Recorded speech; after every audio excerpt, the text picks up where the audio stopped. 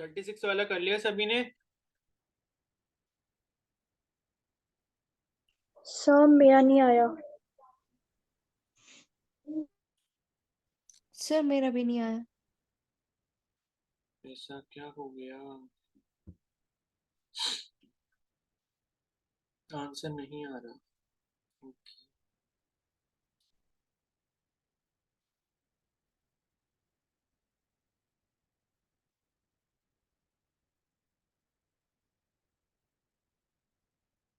Sir इसमें NA की जगह क्या रखना है? किसकी जगह?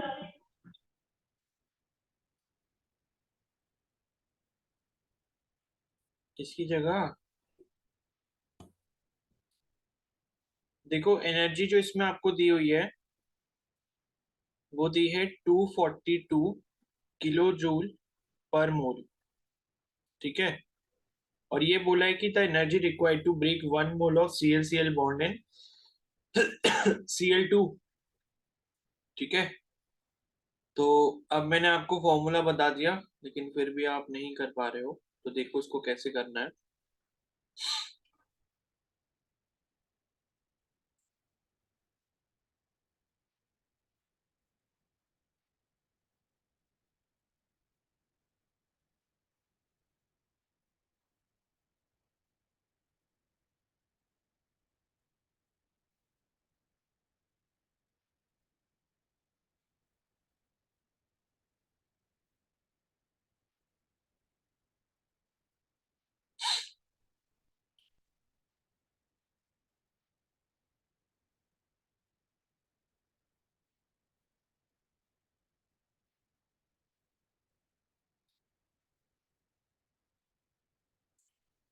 ठीक है।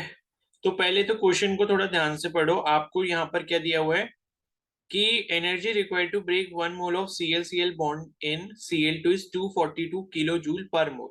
ठीक है। तो ये जो इन्होंने एनर्जी दी है ये आपको दी है 1 मोल की, यानी कि 1 मोल ब्रेक डाउन करने में इतनी एनर्जी लगेगी। और क्वेश्चन ये पूछा है कि largest wavelength of light capable of breaking a single ClCl bond. यानी कि यहाँ पर जो आपसे वेवलेंथ पूछी जा रही है वो पूछी जा रही है यहाँ पे किसकी? सिंगल बॉन्ड को ब्रेक करने की।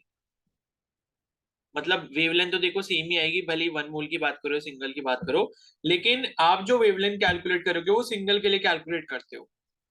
ठीक है। वहां आपको मोल से मतलब नहीं होता, वहां आप सिंगल के लिए बात कर रहे होते हो। तो यहाँ पर ये जो एनर्जी आपको दी गई है ये आपको 1 मोल के लिए दी गई है। तो अगर मैं यहाँ पर एक ClCl बॉन्ड के लिए एनर्जी निकालना चाहूंगा तो ये वाला जो आपको नंबर दिया हुआ है इसको मैं किससे डिवाइड करूंगा? एवोगाड्रो नंबर से। ठीक है। ये 242 किलो जूल पर मोल है। पहले तो इसको मोल मतलब जूल पर मोल में चेंज करो, यानी कि 242 इंटू 10⁻³ जूल पर मोल हो जाएगा। क्योंकि वो किलो था तो किलो तो हमारा ऐसा यूनिट में होता नहीं है, जूल पर मोल लेकिन हमारी ऐसा यूनिट है। तो ये हमारा जूल पर मोल हो गया। ये किसके लिए? ये 1 मोल के लिए। और 1 मोल का मतलब क्या होता है? 6.022 इंटू 10⁻23 क्लोरीन बॉन्ड के लिए है ये। ठीक है। मतलब इतने नंबर ऑफ मॉलिक्यूल होंगे और उतने मॉलिक्यूल को तोड़ने के लिए इतनी एनर्जी चाहिए। तो अगर हम यहाँ पर क्या निकालना चाहें, एक मॉलिक्यूल को तोड़ने के लिए अगर हम एनर्जी निकालना चाहते हैं एक मॉलिक्यूल के लिए, तो एक मॉलिक्यूल के लिए कितनी हो जाएगी टोटल एनर्जी? मतलब जो कि आपकी 1 मोल के लिए, उसको आप डिवाइड कर दोगे किससे? 6.022 इंटू 10⁻23 से। तो ये जब आप करोगे तब आपको एक मॉलिक्यूल की एनर्जी यहाँ पे मिलेगी। ठीक है। अब यहाँ पे क्या है, ये आपको एक मॉलिक्यूल की एनर्जी मिल गई, ये एनर्जी की वैल्यू है। अब आप ये वाला फॉर्मूला लगा दो, E is equal to hc/λ। यहां से आपको लैम्डा की वैल्यू निकालनी है, तो लैम्डा इज इक्वल टू कितना हो जाएगा? hc/e हो जाएगा। h की वैल्यू आपको पता होनी चाहिए 6.636 इंटू 10⁻, माइनस कितना होता है? 34। -34। ठीक है। जूल सेकंड होती है आई थिंक। ठीक है, जो भी है। और उसके बाद C की वैल्यू 3 इंटू 10⁸ मीटर पर सेकेंड वो रख दोगे, और एनर्जी की वैल्यू ये वाली रख दोगे, ये पूरा एक्सप्रेशन। ठीक है। फिर आपको जो है यहाँ पर एनर्जी की जो वैल्यू है आपको कैलकुलेट करने पे मिल जाएगी। तो अब ये खुद से कैलकुलेट करके निकाल लेना, क्योंकि कैलकुलेशन एग्जाम में आप नहीं करनी, मैंने करके नहीं देनी है। ठीक है। तो जो भी आएगा उसको आप नैनोमीटर में चेंज करने ना। नैनोमीटर का मतलब क्या होता है? Into 10⁻⁹ metre. तो कैलकुलेशन करके कुछ ना कुछ आपका क्या आ रहा होगा? इंटू 10⁻⁹ आ रहा होगा। तो वो आपका नैनोमीटर के बराबर हो जाएगा। तो मैं आंसर आपको बता दे रहा हूँ कि 36 का आंसर है क्या। तो 36 का जो आंसर है वो है आपका ऑप्शन बी। ठीक है, ऑप्शन बी है। अब इसे मार्क करके रख लो और इसका आंसर मैच कर लेना कैलकुलेशन करने के बाद। मैंने आपको बता दिया कि करना कैसे। अब आपका आंसर जो है वो गलत नहीं आएगा। बी का मतलब है 494 नैनोमीटर। ठीक है, ऐसे करना है। अब अगले क्वेश्चन पे आ जाओ। 37 भी नहीं आ रहा था।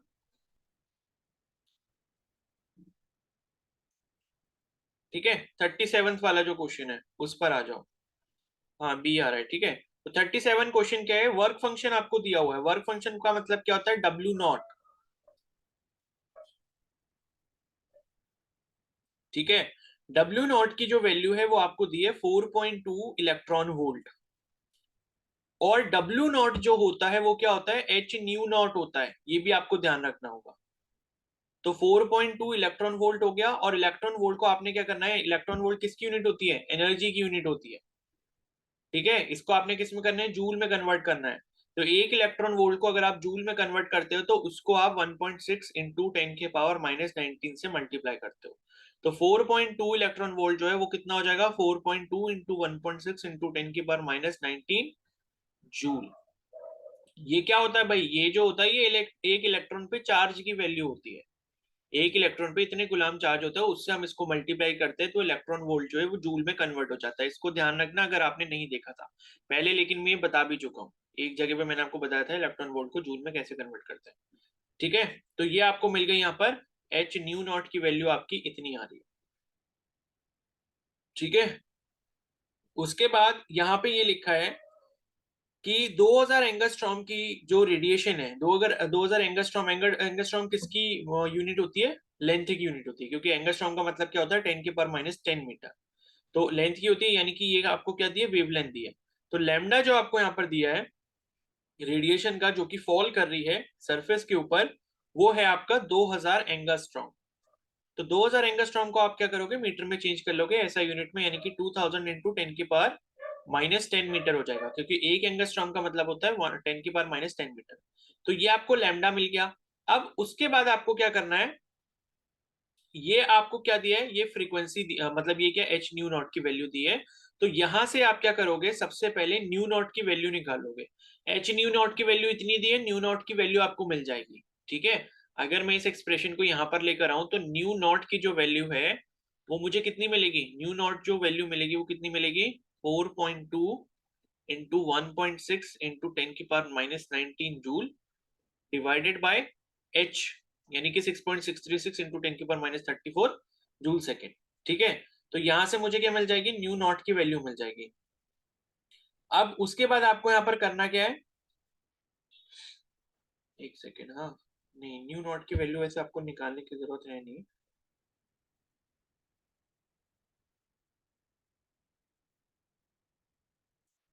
ठीक है, न्यू नॉट की वैल्यू नहीं निकालनी है, रुको, ये वर्क फंक्शन से काम चल जाएगा।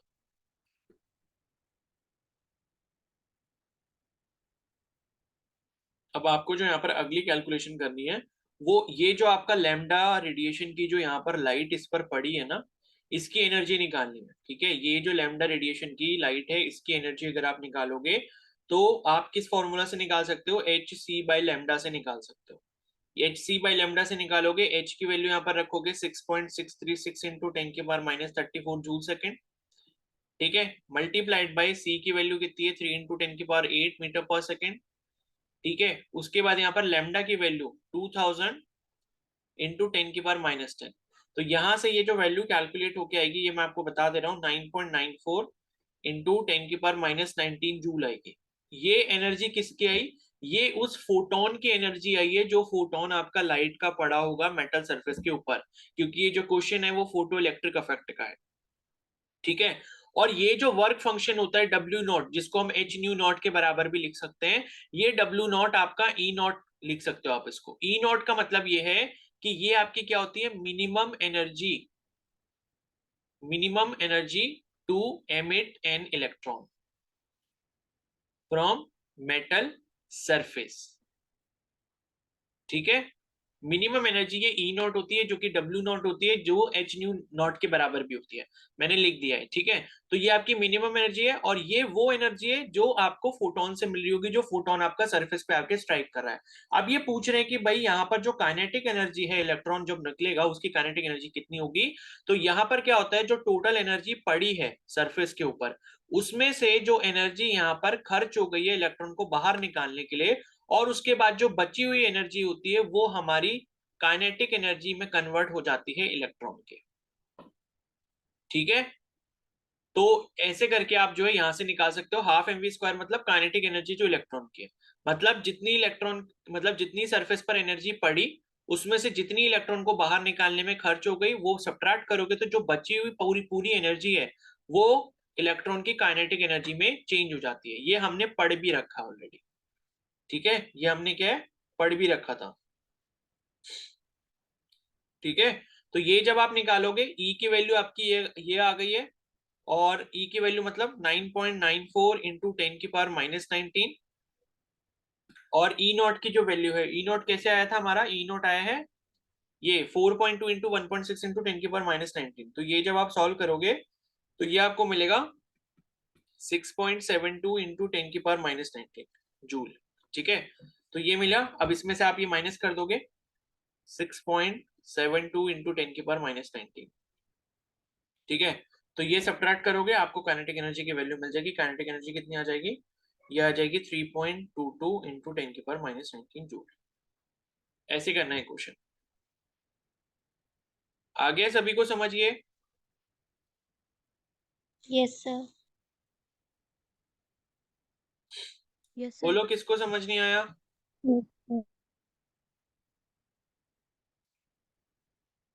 ठीक है, तो ऐसे ही क्वेश्चन करने से ही आपको पता चलता है कि भाई कॉन्सेप्ट जो पढ़ा है हमने उसे लगाना कैसे है। तो इसलिए क्वेश्चन प्रैक्टिस करना बहुत जरूरी है। तो जितनी एनर्जी सरफेस पर आई उसमें से जितनी इलेक्ट्रॉन को बाहर निकालने के लिए खर्च हो गई, ठीक है, जिसे थ्रेशोल्ड एनर्जी भी कहते हैं, एंड जो बचेगी वो आपकी काइनेटिक एनर्जी ऑफ इलेक्ट्रॉन में कन्वर्ट हो जाती है, ठीक है। अब बताओ और कौन सा क्वेश्चन है।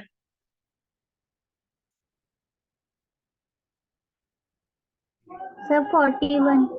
41, ठीक है। 41 से पहले का कोई है किसी का, 40, ठीक है। 38 39 मतलब सभी का हो गया।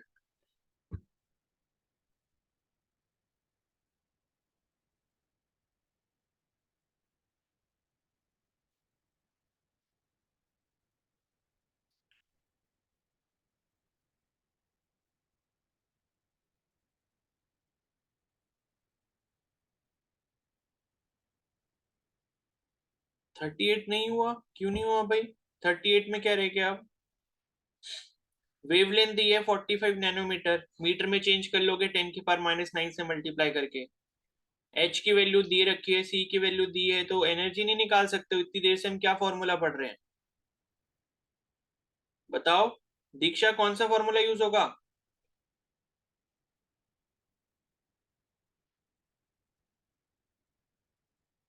दीक्षा,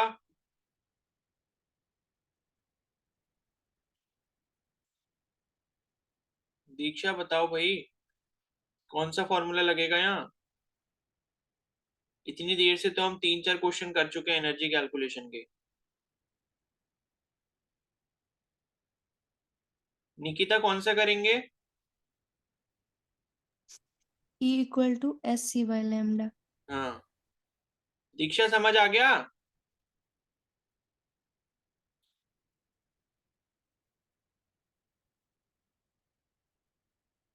तो इतनी देर से कहाँ हो ये बताओ। इतनी देर से हम एनर्जी कैलकुलेट कर रहे हैं, तो आपको ये नहीं समझ आ रहा कि यहाँ पे ये वाला फॉर्मूला यूज होगा, E is equal to h c by lambda. सारी चीजें दी हैं, और लेमडा को आपने मीटर में चेंज करना है, हमेशा ध्यान रखना, ठीक है। हाँ, तो उसके बाद नेक्स्ट क्या कह रहे थे, कौन सा 40 वाला क्वेश्चन, 40 वाला बोला था ना। 40 और 41, ठीक है। तो 40 क्या है, kinetic energy of the ejected electron is, पहला है equal to the frequency of the electromagnetic radiation proportional to the frequency of the electromagnetic radiation.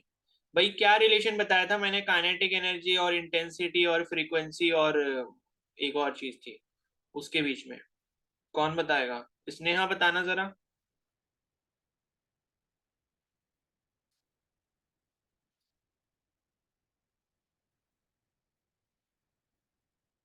Sneha.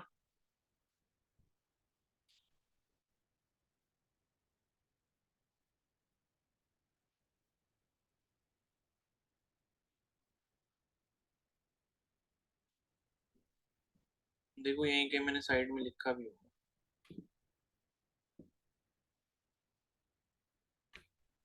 देखो पहली चीज तो मैंने ये बताई थी यहाँ पे, देखो ये कुछ दिख रहा है यहाँ पे?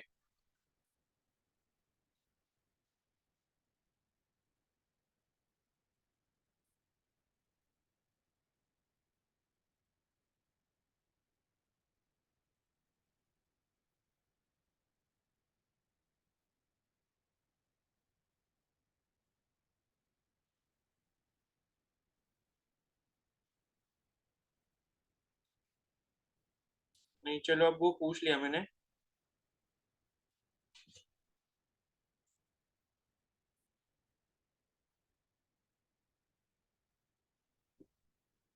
अंजलि ये बताओ ढंग से रिवीजन करके करना है नहीं करना है क्वेश्चंस को, या बस ऐसे ही कि बस करते जाओ? पहले एक बार मैंने क्या बोला कि भाई चैप्टर को एक बार रिवाइज तो कर लो। अब ये चीज जिसने नहीं नोट करी है तो वो ये क्वेश्चन को कैसे कर पाएगा जो 48th वाला क्वेश्चन है? मैंने अलग से भी देखो इसको मार्क करा था कि भाई इस पे क्वेश्चन पूछा जा सकता है, और यहाँ पे देखो ये क्वेश्चन पूछा भी गया है कि काइनेटिक एनर्जी जो होती है इजेक्टेड इलेक्ट्रॉन की वो किस पे डिपेंड करती है, क्या रिलेशन होता है उसका फ्रीक्वेंसी के साथ। तो काइनेटिक एनर्जी जो है वो फ्रीक्वेंसी के आपके डायरेक्टली प्रोपोर्शनल होती है। तो ऑप्शन बी जो है वो करेक्ट आंसर हो जाएगा 48th वाले का। आ रहा है समझ अंजलि?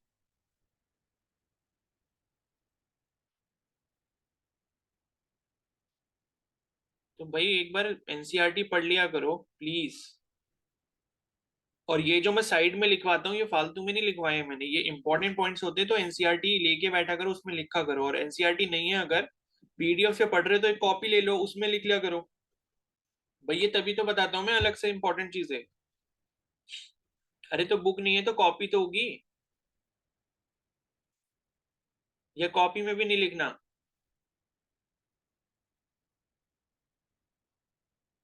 तो फ्रीक्वेंसी के डायरेक्टली प्रोपोर्शनल होता है। और यहाँ पर एक और देख लो, इंटेंसिटी किसके प्रोपोर्शनल होती है? नंबर ऑफ इलेक्ट्रॉन्स के, कि नंबर ऑफ इलेक्ट्रॉन्स जो है वो कितने रिलीज होंगे वो इंटेंसिटी पे डिपेंड करता है इलेक्ट्रोमैग्नेटिक रेडिएशन की। ठीक है। अब 41st क्वेश्चन है, what is the work function of the metal and the light of the wavelength 4000 angstrom generates photo electron of velocity 6 into 10 की power 5 metre per second from it. Mass of electron दिया है, velocity of the light दिया है, Planck's constant दिया है, charge of electron दिया है। Work function आपसे पूछा है, तो अभी जो वर्क फंक्शन का हमने फॉर्मूला यूज करा था, ठीक है, कहाँ बताऊं ये, चलो नीचे चलते हैं फिर।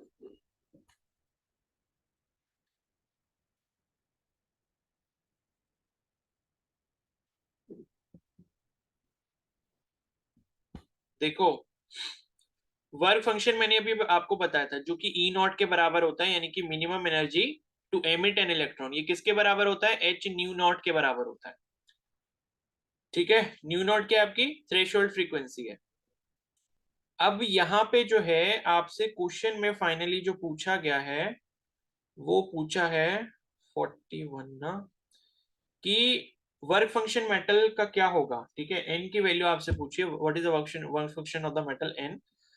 The light of the wavelength आपको दिया है। ठीक है, वेवलेंथ यहाँ पर लिख लेते हैं, वेवलेंथ आपको दिया 4000 एंगस्ट्रॉम, यानी कि 4000 इंटू 10 की पावर -10 मीटर हो गया। ठीक है, जनरेट से फोटो इलेक्ट्रॉन ऑफ वेलोसिटी आपको दी है इलेक्ट्रॉन की, कितनी दी है? 6 इंटू 10 की पावर 5 मीटर पर सेकेंड। ऐसा यूनिट में चेंज करने की कोई जरूरत है नहीं। मास ऑफ इलेक्ट्रॉन आपको यहाँ पर दिया हुआ है, वो कितना है? 9.1 या 9 इंटू 10 की पावर -31 kg, सही है। ठीक है, उसके बाद जो है वेलोसिटी ऑफ लाइट यानी कि सी की वैल्यू 3 इंटू 10 की पावर 8 मीटर पर सेकेंड दी है। ठीक है, उसके बाद प्लैंक्स कांस्टेंट की वैल्यू, ये सब तो याद भी रहनी चाहिए आपको, 6.626 इंटू 10⁻34 जूल सेकेंड। ठीक है, चार्ज ऑफ इलेक्ट्रॉन ई की वैल्यू आपको दी है 1.6 इंटू 10⁻19 चार्ज ऑफ इलेक्ट्रॉन। ठीक है, जूल इलेक्ट्रॉन वोल्ट का मतलब कुलाम भी होता है। ठीक है, तो सीधे सीधे कुलाम लिख लो या जूल इलेक्ट्रॉन वोल्ट लिख लो, एक ही बात है। ये हो गया। अब आपसे ये पूछा है कि वर्क फंक्शन भैया यहाँ पर आपको बताना है कितना होगा। ठीक है, तो वर्क फंक्शन आप कैसे निकाल लोगे? काफी आसान सा काम है, इतना कुछ टफ नहीं है। तो अभी मैंने आपको एक रिलेशन ये बताया था कि जो आपकी क्या बोलते हैं टोटल एनर्जी होती है जो सरफेस पे स्ट्राइक करती है, उसमें से अगर आप ई नॉट यानी कि वो एनर्जी माइनस कर देते हो जो वर्क फंक्शन वाली एनर्जी है, तो आपको यहाँ पर काइनेटिक एनर्जी मिल जाती है। किसकी? इलेक्ट्रॉन की। ठीक है, और उसके बाद यहाँ पर आपको जो कैलकुलेशन करनी है वो किसकी करनी है? वर्क फंक्शन निकालना है ना आपको। ठीक है, क्या निकालना है? वर्क फंक्शन निकालना है, यानी कि एच न्यू नॉट की वैल्यू आपको निकालनी है। मतलब इसकी ई नॉट की वैल्यू आप कह सकते हो कि हमें निकालनी है, ये वाले टर्म की। यही आपका एच न्यू नॉट है और इसी को हम वर्क फंक्शन या डब्ल्यू नॉट भी बोलते हैं। ठीक है, तो ये अगर आपको निकालना है तो ई नॉट की जो वैल्यू है अगर आप इस फॉर्मूला से निकालते हो तो कितनी हो जाएगी? E minus half M we square हो जाएगी। ठीक है, तो यहां तक तो किसी को कोई दिक्कत नहीं होनी चाहिए, E minus half M we square हो गई। अब ई को आप क्या लिख सकते हो? एच सी बाई लेमडा लिख सकते हो, minus half M we square लिख सकते हो। एच की वैल्यू क्वेश्चन में दी है, सी की वैल्यू क्वेश्चन में दी है, लैम्डा की वैल्यू क्वेश्चन में दी है, मास ऑफ इलेक्ट्रॉन क्वेश्चन में दिया है, वेलोसिटी ऑफ इलेक्ट्रॉन क्वेश्चन में दिया है। ठीक है, समझ आ गया? कैलकुलेट कर लोगे और आंसर आ जाएगा। बोलो, क्लियर है? Yes, sir.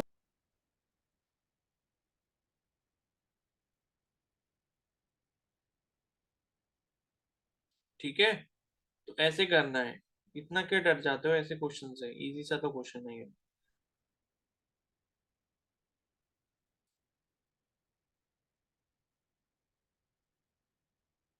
हाँ, लेकिन बस ध्यान यहाँ पे ये रखना कि आपको ये जो सॉल्व करने के बाद जो वर्क फंक्शन यानी कि ये ई नॉट की वैल्यू मिलेगी ये जूल में मिलेगी। इसको आपने कन्वर्ट किसने करना है, किस में करना है? इलेक्ट्रॉन वोल्ट में करना है। ठीक है, तो इलेक्ट्रॉन वोल्ट में कन्वर्ट करने का तरीका आपको पता ही है, मैंने बताया कि 1 इलेक्ट्रॉन वोल्ट की जो वैल्यू होती है वो 1.6 इंटू 10⁻19 जूल होती है। तो अगर यहाँ से 1 जूल की वैल्यू आप निकालना चाहो तो 1/1.6 इंटू 10⁻19 इलेक्ट्रॉन वोल्ट हो जाएगा। तो जितनी जूल की वैल्यू यहाँ पर सॉल्व करके आएगी ई नॉट की, उसको आप 1.6 इंटू 10⁻19 से क्या कर दोगे? डिवाइड कर दोगे, तो इलेक्ट्रॉन वोल्ट में आपका आंसर आ जाएगा। ठीक है, बस ये पॉइंट थोड़ा सा यहाँ पर अलग है। स्नेहा ये वाला किया था, नहीं किया था जो लास्ट में मैंने अभी बताया? ये वाला स्टेप किया था?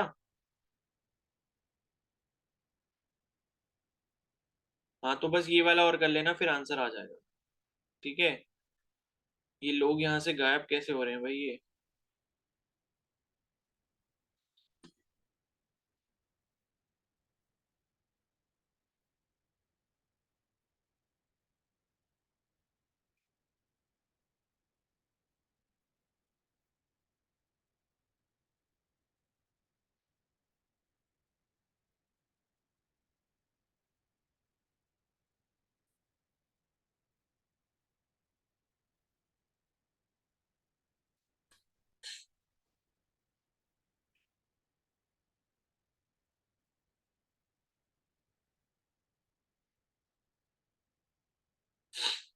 ठीक है,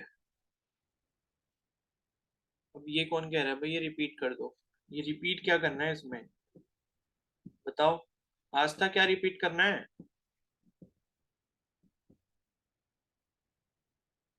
इसका करेक्ट ऑप्शन क्या है? इसका करेक्ट ऑप्शन बता रहा हूं मैं।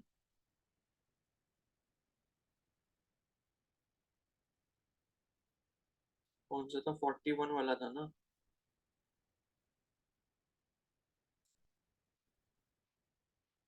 41 का करेक्ट आंसर बी है। ठीक है, 41 का करेक्ट आंसर बी है।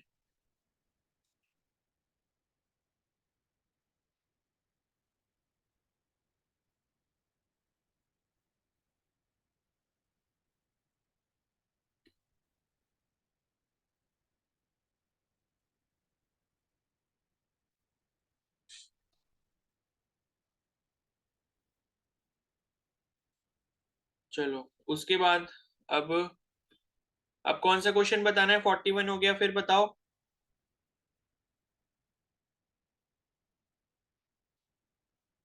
सर 45। 45, चलो 51 अभी थोड़ी देर में देखते हैं स्नेहा। 45,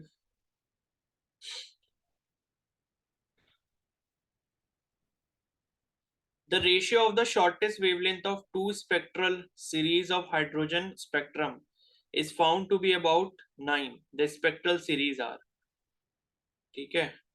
तो आपको रेशियो यहाँ पर दिया हुआ है दो स्पेक्ट्रल सीरीज का, तो यहाँ पर वही आई थिंक N1 और N2 का इस्तेमाल हम लोग करेंगे। और यहाँ पे जो है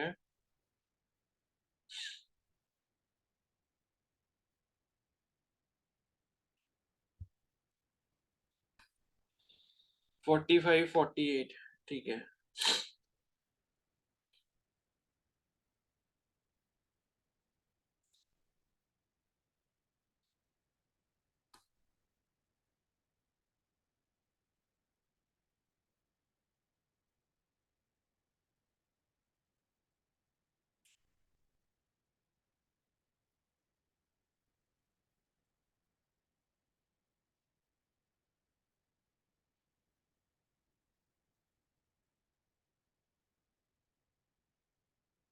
चलो ये वाला क्वेश्चन रहने दो, ये बहुत हाई लेवल का हो जाएगा, रहने दो ये वाला क्वेश्चन, ठीक है।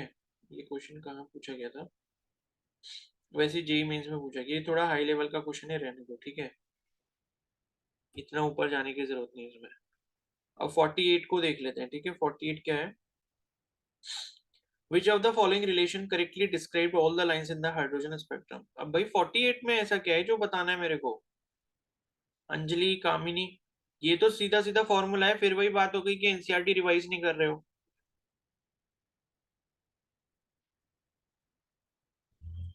क्या आंसर होगा 48 का? किसने किया है? स्नेहा? सर ए होगा ना? ये होगा।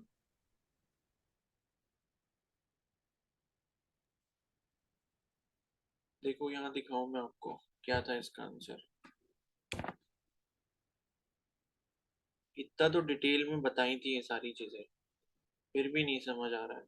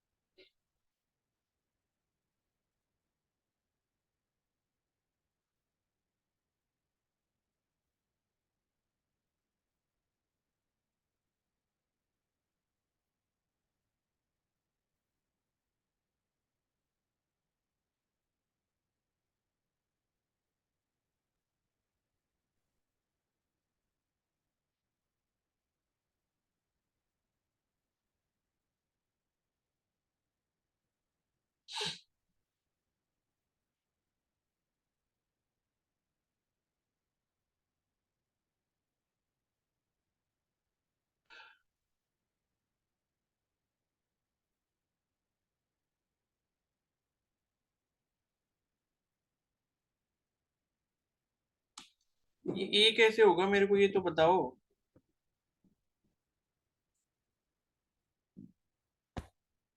सर रिडबर्ग फॉर्मूला में ही पढ़ा था। 45 पेज नंबर पे, 45 पर ही तो है हम लोग। अरे तो 45 पे ही तो हूँ मैं। ये न्यू बार का फॉर्मूला यही तो लिखा है, 109677 1/n1 square minus 1/n2 square पर सेंटीमीटर। तो इसमें तो 1, जो आप ऑप्शन ए कह रहे हो उसमें तो 1 डिवाइडेड बाई 109677 है।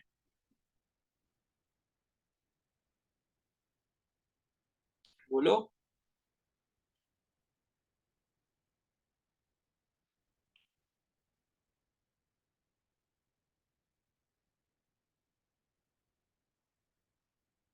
बी होगा फिर। इसका मतलब ये है कि जिसने ए पर लगाया है वो, उसने सर्च किया है ऑनलाइन, गूगल पे सर्च करके ऑप्शन ए आपने आंसर देखा है, ये जितने ए वाले हैं।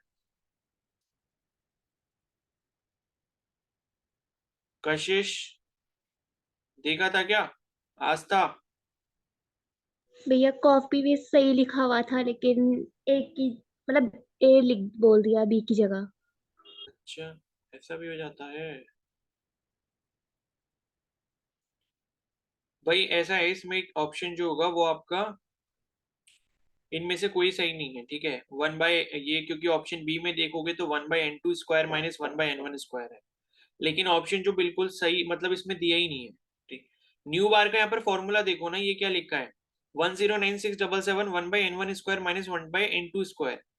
ठीक है, n1 क्या होता है आपका, इनिशियल जो स्टेट होती है, इनिशियल जो लेवल होता है, ठीक है। इनिशियल जो आपका ऑर्बिट होता है, वहां से जब फाइनल ऑर्बिट n2 पे जाता है तो 1/n1² माइनस 1/n2² होगा, ठीक है। तो इनमें से कोई भी सही आंसर नहीं है।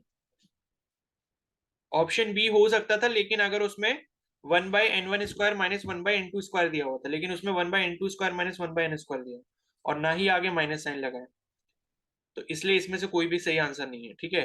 तो इसको देख लो ढंग से, रेडबर्ग फॉर्मूला क्या होता है, ये होता है, ये जो लिखा है, ठीक है। हाँ, तो ये है करेक्ट फॉर्मूला भाई, एनसीईआरटी को फॉलो करो ना। अब आप किसी के आंसर को क्यों देख रहे हो, ये जो यहाँ पे फॉर्मूला लिखा हुआ है यही तो है करेक्ट फॉर्मूला न्यू बार का, ठीक है।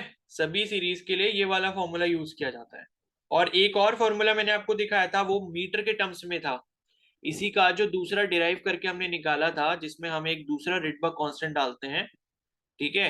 ये वाला जो फॉर्मूला था जिसमें 2.18 इंटू 10⁻18 जूल आता है, तो यहां से भी हमने एक फॉर्मूला देखा था। वो जो फॉर्मूला आता है वो आपका क्या आता है, ये एक तो ये आता है मीटर वाला, पर मीटर के टर्म्स में, ठीक है। ये पर मीटर के टर्म्स में आया था आपका, और वो जो अभी ऊपर देखा था वो पर सेंटीमीटर के टर्म्स में था।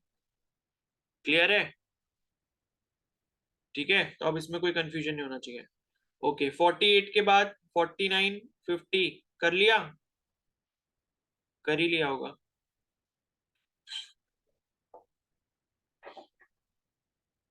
फिर 51 कह रहे हो ना, angular momentum is the sum of moment of inertia and difference product.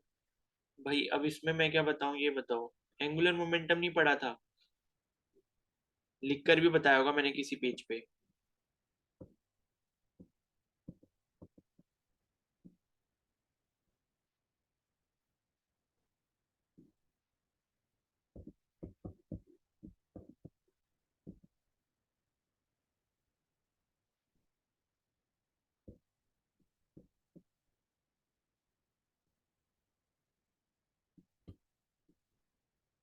भाई बताओ क्या होता है एंगुलर मोमेंटम, क्या होगा इसका सही आंसर। भाई ऐसे क्वेश्चन तो मत पूछो प्लीज। मैंने कहीं लिखा भी था, पता नहीं, शायद या तो रब कर दिया होगा मैंने। सी होगा प्रोडक्ट, ठीक है। भाई ये नहीं बताया था मैंने, L equal to I omega, भूल गए क्या?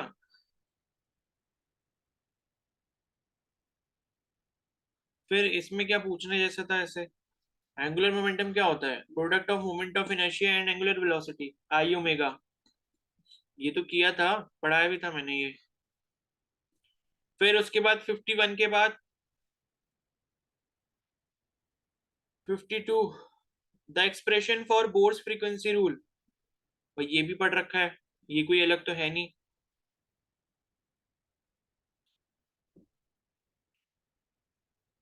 बोर्स फ्रीक्वेंसी रूल बताया तो था भाई। ऐसे ऐसे इजी इजी से क्वेश्चन मत पूछो, थोड़ी सी रिसर्च भी क्या करो, थोड़ा सा एनसीईआरटी को खोला भी करो, ठीक है। जब नहीं मिले तो पूछा करो फिर। स्नेहा कह रही ए, ठीक है, मैं दिखाई दूं एक बार, ये एनसीईआरटी में साफ साफ हमने पढ़ा था बोर्स फ्रीक्वेंसी रूल, और मैंने उसको मार्क भी किया था कि भाई क्या होता है बोर्स फ्रीक्वेंसी रूल, यही कहीं होगा शायद।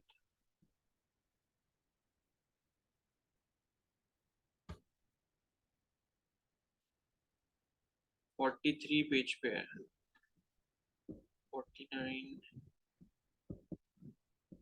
45, 44, 43, 43 पे कहाँ है?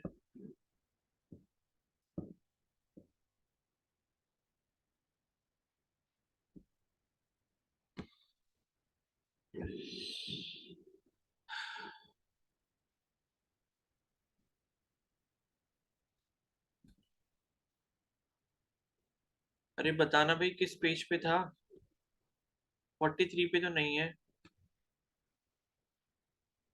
सर बोर मॉडल है उसके नीचे ही है।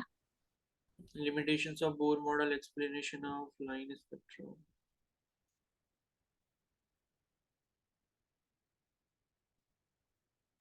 Bohr model for hydrogen atom.